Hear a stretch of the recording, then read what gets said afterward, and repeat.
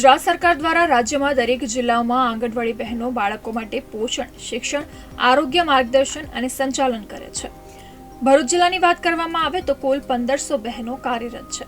આ મહિલાઓ પૈકી ભરૂચ, ઝઘડિયા, નેત્રંગ અને વાલિયા તાલુકાની આંગણવાડી બહેનોને સરકાર દ્વારા આપવામાં આવેલા મોબાઈલ નંબર પર એક જ વ્યક્તિ દ્વારા કરવામાં આવી રહેલા વિડીયો કોલના કારણે પરેશાન થઈ ચૂકી છે, જેમાં એક જ નંબરના એક વ્યક્તિ દ્વારા આંગણવાડીની બહેનોને ન્યૂડ કોલ કરવામાં આવતો હોય સમગ્ર જિલ્લામાં ચકચાર મચી છે।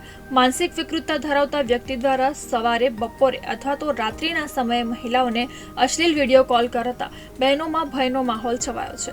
આ સાથે કેટલીક બહેનોના ઘરમાં આવા કોલના કારણે ઝઘડાનું કારણ બન્યું હોવાનું પણ જાણવા મળ્યું છે। ત્યારે આજરોજ આંગણવાડી કાર્યકરો દ્વારા સાયબર ક્રાઇમ પોલીસને ફરિયાદ કરવામાં આવી હતી અને વિડીયો કોલ કરનાર શખ્સને ઝડપી તેની વિરુદ્ધ કડક કાર્યવાહીની માંગ પણ કરવામાં આવી હતી। છેલ્લા અમારા આંગણવાડી બહેનોને છેલ્લા 10 દિવસથી એક જ નંબર પર વિડીયો કોલ આવે છે અને તે ઘણા ખરાબ હોય છે। એકદમ ન્યૂડ વિડીયો કોલ આવે છે અને ગમે ત્યારે રાત્રે, દિવસે, અડધી રાત્રે પણ 12 વાગ્યે, 2 વાગ્યે વિડીયો કોલ આવે છે અને એનાથી અમારી બહેનો ગભરાઈ ગયેલી છે અને એટલા માટે જ અમે આજે અહીંયા સાયબર બ્રાન્ચમાં આ ફરિયાદ લઈને આવેલા છે કે એનાથી અમારા ઘર ઉપર બહુ જ ખરાબ અસર થાય છે। કેમ કે અમુક બહેનોના ઘરવાળા એવા હોય છે કે થોડા વહેમાય છે અને એના લીધે ઘરમાં કચો કંકાસ વધી ગયો છે।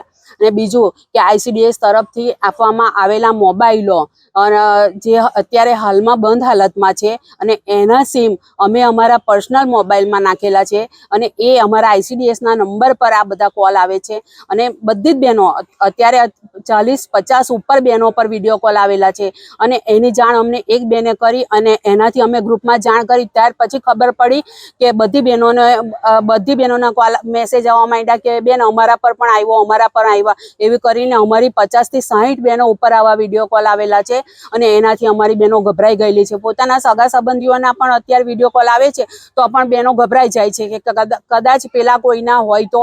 અને અમારી સરકારને એટલી નમ્ર વિનંતી છે કે આ વ્યક્તિને પકડી લેવો જોઈએ અને પકડીને તમે સજા કરવી જોઈએ અને તમારથી સજા ના થાય તો અમારી બહેનોની અંદર તમે એને આપી દો, અમે એનો સારો કરીને ઈલાજ કરીશું।